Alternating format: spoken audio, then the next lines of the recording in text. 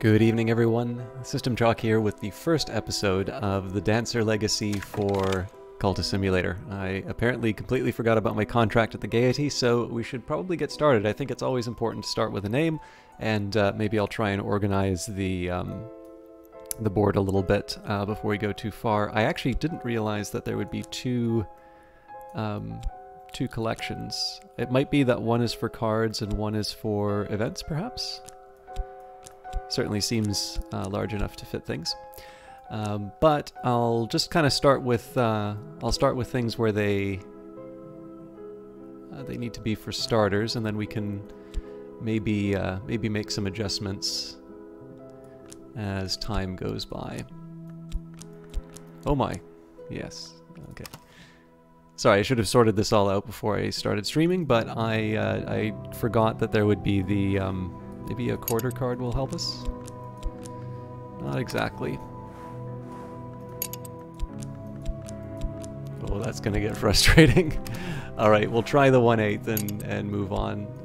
But I remember struggling a little bit with the new UI, trying to keep everything ordered. But we'll make this work out. Okay. So, we start with a contract at the Gaiety. I have a position in the chorus at the Gaiety. It's mine until my luck or my looks run out, or until I find something better. So this is Aspect, the lady in the box. A lady of means sometimes attends performances. She has been known to show a keen interest in chorus members. Aspect Dance, older than language, younger than life. Aspect, the gentleman at the stage door. A gentleman of means sometimes attends performances. He has been known to pay his respects to chorus members after the show. Aspect, bright-eyed watcher. Sometimes she sits in the second row, seeking new talent for a peculiar establishment. Those she employs are rarely seen about town. And finally, this is an Aspect job, an arrangement to exchange one's life for money. It's worth doing a quick recollection here as well, particularly if you're new to Cultist Simulator. I think one of the easiest things to overlook in this game is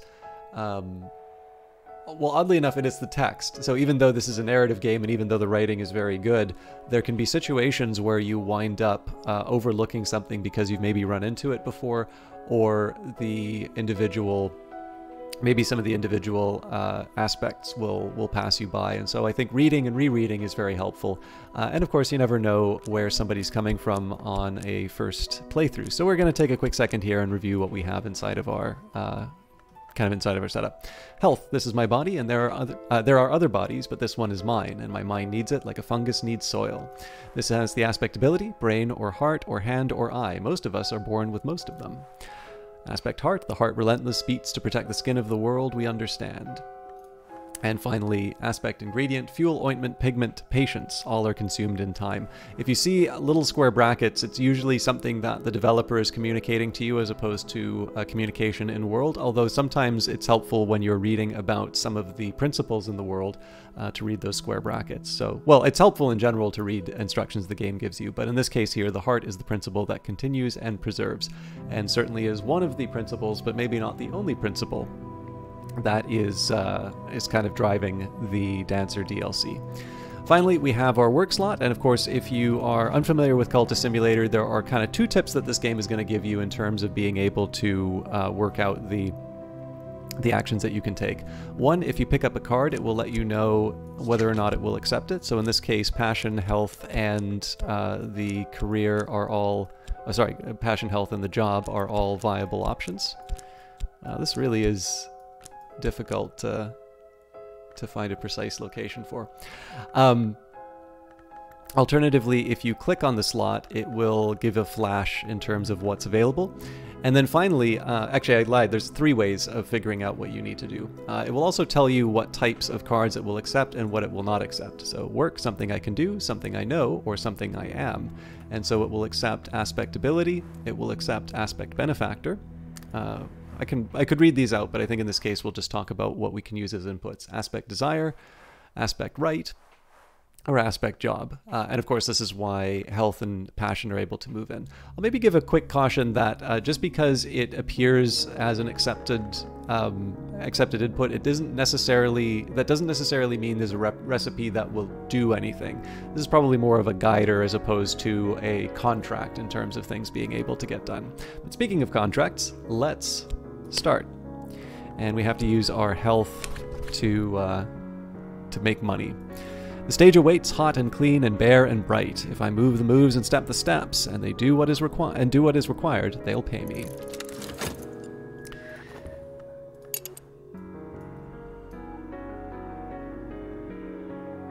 As I mentioned before, this is a number of you have probably already moved on to the new update. I did keep the old patch for the priest playthrough that we were doing, but it would be nice to play the game as it's currently experienced, and that's going to mean that I'm going to have a few teething problems in terms of being able to get certain tasks done. I've also used for a couple of the playthroughs, I've taken the time to talk about how I like the first steps and how the game slowly builds towards, letting you know how the interactions with the verbs work. I'm going to try and avoid repeating some of that material, but when it's relevant, I will definitely bring it up again. Alright, tonight I sense opportunity. Tonight I could attract attention. If I cease to hold back, if I commit myself more fully. And so we can already see sort of the story of Madame Zelle, where you are doing your performance. Maybe it's even the inaugural performance. We've already had some suggestions inside of the Gaiety Theatre that there are important people here. Now that may be somebody who, the owner of the peculiar establishment. This might be someone in the audience who sort of fancies the people on stage. Whoever it is, we can put towards some extra effort. And in this case, there are two things that I can potentially put in, again, as far as aspects are concerned: abilities or restlessness. Now, we don't have restlessness, so our options are to put in passion, or we could also put in, oh dear,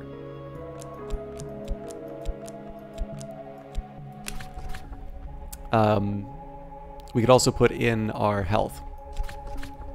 So I do like the description, incidentally. I am more than a lissome package of flesh and blood. Alternatively, I am a lissome package of flesh and blood. But we'll say we're something more. Tonight, they'll notice that. Discarded mystery. Hundreds of dancers have passed through this changing room. Now and then, one finds their traces, like dropped petals, a lost glove, a faded photograph, an admirer's note. Time passes. Time, the sundial's shadow, passes. I must have funds to live, or I will become ill.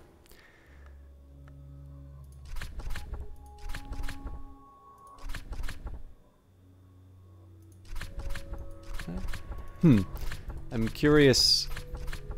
It looks like some of the text is cycling through, so... Tonight I sense an opportunity. Tonight I could attract attention if I cease to hold back, if I commit myself more fully. Tonight they'll notice that. Oh dear. There was definitely something about... there we go. I felt all their eyes upon me. Afterwards I received a gift from an admirer. A little too personal for me to feel comfortable, but I can sell it in the second-hand market.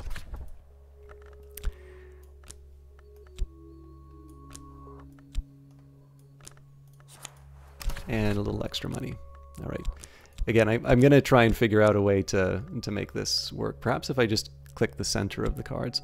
But we're going to go back to work. We do need to use our health. Now the drawback here is that if an opportunity presents itself, we may not necessarily be able to make the most of it. But in this case here, I just want to see what happens after we make some after we make the effort. I also noticed we don't have the dream slot available, which is interesting. As a member of the Gaiety Theatre, we're not allowed to have dreams.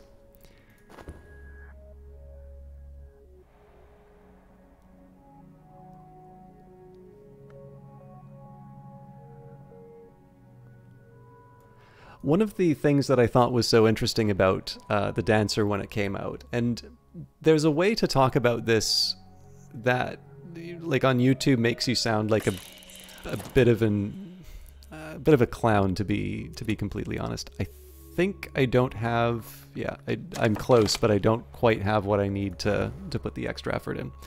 Um, so one thing I'll maybe just say in the context of this playthrough, I am by no means a large broadcaster, but it is also true. One thing that was true when the Dancer first kind of came out was that there was a certain degree of attention that had been presented, had been generated for the channel, and I think some of that was due to Cultist Simulator, alongside a couple of other factors. And what I thought was so interesting about the Dancer, and we'll be getting into some of this as it moves on, but it's nice to sort of establish some of the themes and some of the ideas that come up in these stories. Was the admirers, the attention, sort of the senses of obligation that would be presented, and I was definitely sort of feeling a certain amount of pressure on in that sense, to say. And again, I don't mean to present this in a negative sense, but particularly with the idea of the time being spent, and I do to a certain extent feel this myself here. And I always think it's really interesting, even though clearly with a name like Margaret, I am not necessarily playing someone who I have a very direct connection with, at least in terms of personal experiences. But there is something kind of interesting in the fact that streaming has gotten to a point now that it's reasonably well known that for, at least at the higher levels, there is a very strong pressure to keep broadcasting as long as possible and not to take breaks, because breaks ultimately become these points where people disconnect with a channel, they go elsewhere, and that elsewhere, they just sort of get absorbed into that and they never return. And so the reason why this is important at the top level is that those numbers can move into the thousands, and of course, while an individual subscription might be a very small amount of money, those numbers really add up, and people will see these very vast fluctuations in the revenues that a channel will bring in, basically for what you would think would be a very sensible and common action, namely in this case taking some time off. So again, the reason why I am a little cautious to talk about this sort of stuff is, one, I know you're sort of here for the game, although I think the story and how it relates to the world is definitely valid in terms of discussions about the game. But the reason why this can sometimes be a little embarrassing, or maybe something that I'm a bit more guarded about talking about, is that inevitably there is a type of audience that will say, it's like, oh yeah, this guy's big head here with his, double-digit views on his videos. Suffice to say, this is not intended to be a, I don't mean to put myself in, exalted company as far as the, as far as broadcasting is concerned. But I do think there is something very interesting in a story about the Dancer and, about entertainment and the sorts of needs and obligations that you have, particularly just in terms of being able to survive. Consider already the situation that our character has found themselves in. They're exhausted, there's not enough to put into the extra opportunity that's been presented. We only have the 1 funds as a result of the work, and that's going to be gone in 6.2 seconds. So we're hoping that we can get something from the opportunity at the Gaiety Theatre, or at the very least working the shift at the Gaiety. And whether this is intentional or not, I don't necessarily think the Dancer is about streaming. It is definitely true that there are these hooks, either from your direct experience or just sort of observing what's going on around you, that can relate to either the game or vice versa, that, you see something inside the game and it gives you a little bit of an inspiration or a little bit of a thought. And so one thing that's very odd for me about the Dancer, while I don't necessarily think this is intentional on the part of it, or on the part of the DLC, it's actually very difficult for me to see this DLC outside of that context. And I just think it's because in the end a lot of this material is in a certain sense very familiar. If you run too hot, right, if you don't take that time off, if you don't take care of yourself, you're not necessarily going to be able to do your best or do something that gets you noticed. And sometimes those opportunities are the ones that will move you to something even bigger. Sometimes though, it's a little bit like, a speculative investment or a venture, or however you want to put it. You put a lot of yourself into it, and there's nothing to show for it except, a lot of frustration and tiredness. And this will probably be something that we return to every once in a while, but it's one of these things that I always like pointing out, particularly in regards to the dancer, because this is somebody who, on paper, I would really have no understanding or connection to. And I think probably it's a strength of the writing that even for something like the dancer, which is probably, as a written character, someone very... probably it's the biggest distance between myself and any other character. There's still something for me to relate to and something that I can draw from. And I definitely think that's true for other people, even if they're not necessarily broadcasters. A discarded mystery, a crumpled poem, a dozen pages long, has been stuffed into an abandoned shoe. Not a love poem. I'm almost sure it's not a love poem. But when I read it, my breath comes faster, and I wonder if I am remembering something that I had lost. It's addressed to another dancer and signed by someone named Rose, a believer. The writer describes how they met the dancer in a dream, in a dark wood. Their dream is featured drum beats, wing beats, the skin of shadows, the blood of the moon. No wonder the poem was discarded, but already I can see that there are layers of meaning to unpeel. I do particularly like the use of unpeel, kind of a bit of a foreshadowing there, but in terms of people who are already familiar with Cultist Simulator, presumably if you're playing the dancer, you've played Legacy before, all of this is very familiar material. The dark wood is certainly requires no introduction. But even then, we have some ideas of some of the principles that are going to be most important here. Drum beats, wing beats. To me, I see those as heart and moth. And of course, there's other influences as well, but that's certainly the biggest factor that I consider. Let's start by studying, but I suspect I'm going to need to apply passion or heart, neither of which are currently available to me. So we will carry on. I stayed aloof, moved the moves and stepped the steps, and did what was required, and now they'll pay me. Oh dear. So we need to wait this out a little bit. Okay. So the contract at the Gaiety will use our health again. The stage awaits hot and clean and bare and bright. If I move the moves and step the steps and do what is required, they'll pay me. And then we will also approach the poem. So unlock books and other treasures. And our approach, consider the crumpled poem as a dream challenge. I think I dreamt something like this once, on a night when the moon dappled the sheets of my bed, when I dreamt that my hands were not exactly hands, that something more than blood pulsed under my skin, and that skin was not the skin I wear. What if I could find something of that dream again?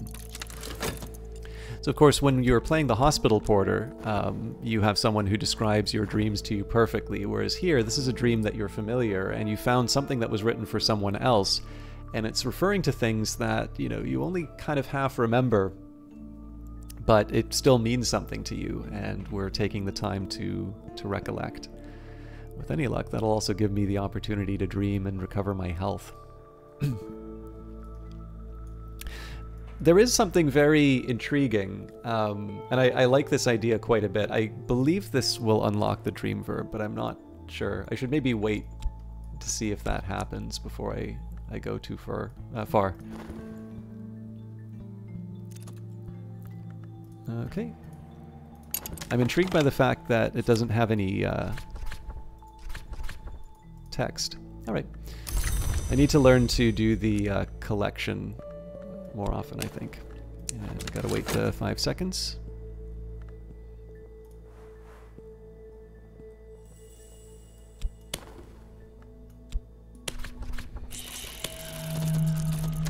Alright, we got a few things happening here. The stage awaits hot and clean and bare and bright. If I move the moves and step the steps and do what is required, they'll pay me.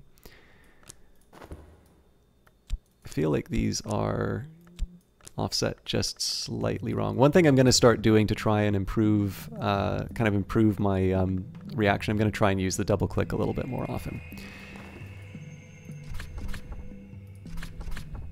I lie awake half the night, convinced there is something in my room. A little after midnight, it occurs to me that let's try that again. I lie awake half the night, convinced there is something in my room. A little after midnight, it occurs to me that I am that something, and I fall gratefully into sleep. So we gained a glimmering from that. My emotions run higher than usual. There are things I'll never understand, and those things will always be precious, but just now I am closer to them. Glimmering can be used with study to gain passion. It lasts only 3 minutes if unused. So, and I've got 2 Glimmering, which is a nice opportunity for me here. So we're going to take advantage of that right now. Feed my imagination. The tigers of wrath are wiser than the horses of instruction. If I spend time studying what I've learnt, I could increase my passion and gain a skill. Now, what I find really interesting about the dancer, and again, I don't 100% know... I'm not sure if this is the point that's being made, but I am intrigued by it, and I like this idea. So when we're working at the Gaiety Theatre, we don't have Dream. Now, one nice side effect of Dream is that you can use health with Dream, and instead of waiting a full minute to recover your health, you can recover your health faster. And keep in mind here that right now, the dancer's job is effectively to convert health into funds. Sometimes there will be an opportunity where you can use more of your body or more of your passion in order to be able to make the most of an opportunity. But essentially here, you are on this treadmill, essentially once every minute, you have this opportunity to run. And of course, as your body starts to fail you, you would not necessarily be able to keep up with your funding. Or to be able to pay for your accommodations. But essentially you sort of run through, you scrape by as best as you can, and that's really the best that you have available.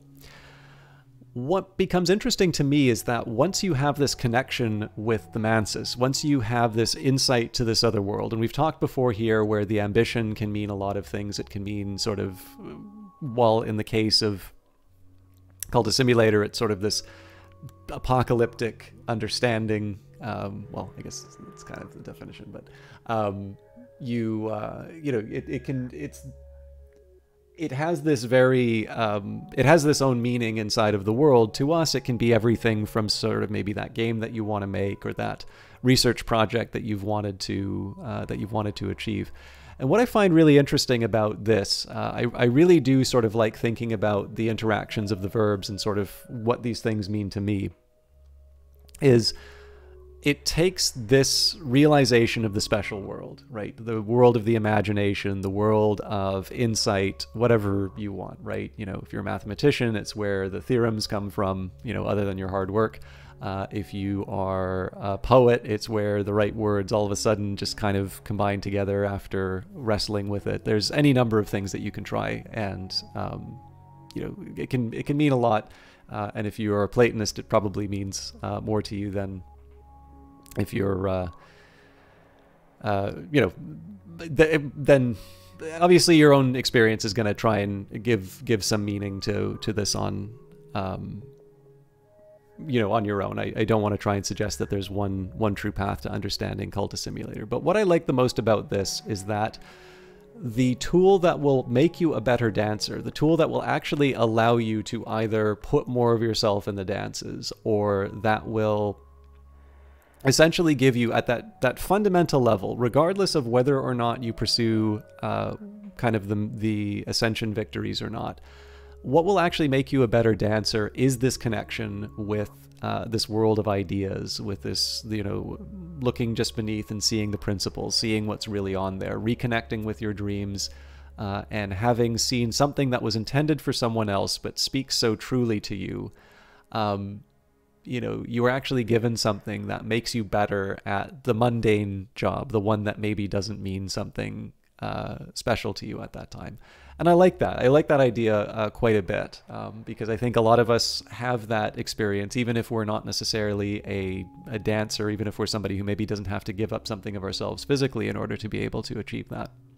I do think that there's something interesting with that idea where maybe if we find ourselves in a situation where we have to keep the roof over our head, right? One of the most common themes inside of Cultist Simulator, the fact that the mundane world is not necessarily accommodating, potentially even hostile to our pursuit of this special world. I think everybody can relate to the job that they didn't really care that much for, but they took out of necessity. And I also think people can relate to having some core, something that means a lot to them, that allows them to maybe get by, if you like Camus, it's the thing that allows Sisyphus to be happy rolling the boulder up the mountain. Again, there's any number of entryways that you can find for this. And so it just simply through the idea that it is the studying of the poem that enables the dream slot. That's an idea that I like quite a bit. A dream of an older self. Tonight I'll cut a lock of my hair before I sleep. I read that in the poem. Snip, snip.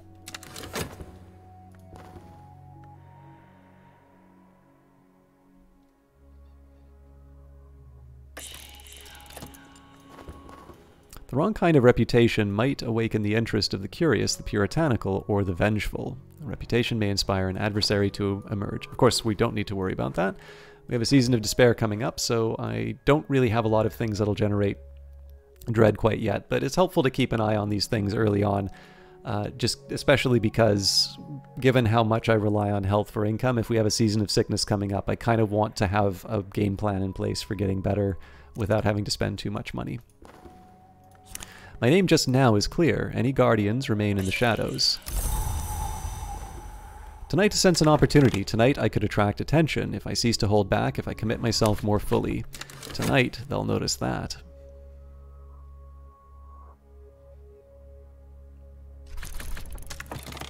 A hand-delivered letter addressed to me. It smells strongly of cigarette smoke and cloves. It reads, "If you need to talk to someone about your dreams, find me here. Don't call until you're ready. There's a telephone number and a name. Sulochana."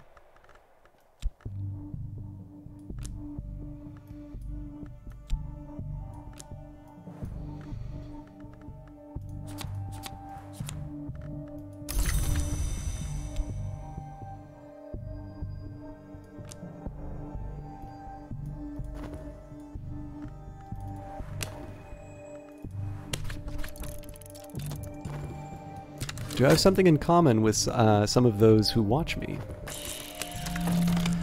Tonight, sorry, we've already got the cutting the lock. I dreamt of a great wood at the heart of the first continent where we moved among the trees, dark and light and dark again, up and down and into the fire. I dreamt that once we were something else, or something else was us. Once perhaps we were things with wings. Sometimes now my shoulder blades itch. And we now have our temptation. On certain nights before the audience, there is a wing lift of something more. What more could I become? This card will allow you to win a change victory. If you upgrade it far enough, devote enough effort to your dances, and you'll find the next step. This has aspect desire, my ultimate aim. There will be a price. The forms of change. Each time I change, I leave something behind. And aspect old form. I am coming to know the dance that began in the sodden forests in the first continent. Now, the other person who we met is Sulochana, who also has some aspects. The laconic, energetic, bright-eyed, unblinking owner of the Ecdysis Club. So they are a patron, a figure of note in the circles where I move. They are a Sanskrit scholar, a scholar of Sanskrit who might be prepared to tutor you if you study with them. And this one has knowledge of value. Now, it's also fair to say that Sulochana does not have the mortal card, which of course has other implications as well. There are more windows in my soul, but sunlight is not the only thing that passes through a window. I've gained passion, but it will be more difficult to gain passion next time. Of course, this is particularly useful to me because I do need to be able to take advantage of opportunities. We also have the explore verb, so we'll put that last one over here. When the moon is out, I slip over the fence into the locked park, looking under branches in the hollow places. I don't know why, yet. Okay.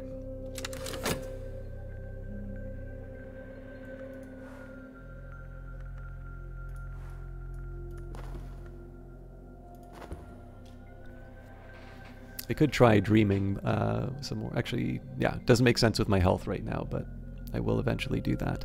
In fact, I think this is actually not a bad place to end because I've got about half a minute before most of these things are going to be realized. So I realize this was a slower start and that there's more discussion I am maybe just going to give a caution about this playthrough that there's probably going to be a little bit more of a delay in terms of getting things done just overall, because I will confess one of the reasons why I held back from the new update is I do still kind of find the new grid for snapping to be a bit counterintuitive.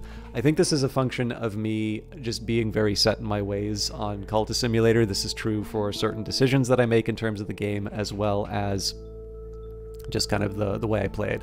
I even just missed the fact that the desk doesn't move around. So this isn't intended to be a big complaint about the update. In fact, I really appreciate the fact that Weather Factory continues to update this game while they are developing their new one, Book of Hours. And of course, if you follow their website, you can see that they're doing lots of other things. They've released a tabletop game. They're doing sort of an in-person item. They record a podcast called Skeleton Songs, and they have 2 books out now in addition to the tabletop RPG. So there's a lot that's going on, and I don't want to sort of be part of a pile-on in terms of how responding to the new update, but it is going to require a little bit of adaptation on my part. And the fact of the matter is that I am not as comfortable with it having spent so much time on the previous branch. And so, again, I just want to kind of be upfront about that. It is going to be some slow progress, and I know some people tend not to respond well to that. But as always, I do appreciate you watching. Thank you for watching and coming with me at the beginning of a new legacy. There's actually a couple of things this is a fairly open one for me in terms of victory conditions, because most of the victory conditions I got were before I believe they were enabled on. The achievements were enabled on Steam, so I believe there's actually only one dancer-specific one that I have in my achievements, and I don't want the endings to be predictable. So we have a few options available to us. But I'll leave it there. If you are enjoying the series and you've not yet done so, please consider subscribing to it to the channel. If you like the videos, do feel free to leave a like, and comments also help me get noticed, and more importantly, help me shape the episodes. I do generally like seeing them, and I try to respond to the ones that can, or are constructive or otherwise encouraging. Anyways, we'll see you in the next one. Take care.